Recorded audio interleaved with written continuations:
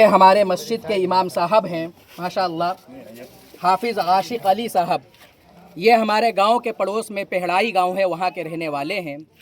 और हरदोई में जनाब हज़रत मुफ्ती शफ़क़तुल्लाह साहब के मदरसे से ये फ़ारिग हैं। वहाँ से फ़ारिग होने के बाद ये यहाँ थमरवा गांव में मस्जिद में इमामत के फ़राइज़ अंजाम दे रहे हैं, बच्चों को पढ़ा रहे हैं। गांव वाले हर साल अपने इमाम की खिदमत में कुछ ना कुछ पेश करते रहते हैं।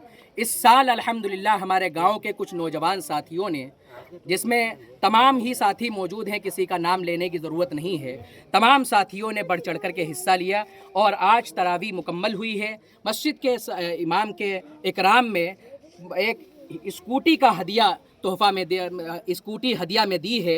अल्लाह रब्बुल आलमीन इन नौजवानों के जज्बे को कबूल फरमाए और इन लोगों को बेहतरीन इसका बदला अता फरमाए। आज हम इस मौके पर एक गुजारिश करेंगे तमाम पूरे हिंदुस्तान की आवाम से कि आप अपने अइम्मा का इकराम करिए, आप अपने अइम्मा का एहतराम कीजिए। हमारे इस गांव के अंदर ना तो कोई खेती खलियान वाले लोग हैं, ना ही कारोबारी तबके के लोग हैं, दिहाड़ी मजदूर यहाँ रहने वाले हैं। इन्होंने मेहनत की, अपने मस्जिद की तनख्वाह भी मजबूत दे रहे हैं माशाअल्लाह, और स्कूटी का भी तोहफ़ा। तो जो लोग बाकायदा शहरों के अंदर है, कस्बात के अंदर है, वहाँ पर अइम्मा की तनख्वाहें अच्छी क्यों नहीं हो सकती हैं? शहरों के अंदर तो बड़ी मस्जिदों के अंदर, जामा मस्जिद जैसी जगहों पर, वहाँ पर इमाम की तनख्वाह कम से कम 25,000 रुपये होना चाहिए।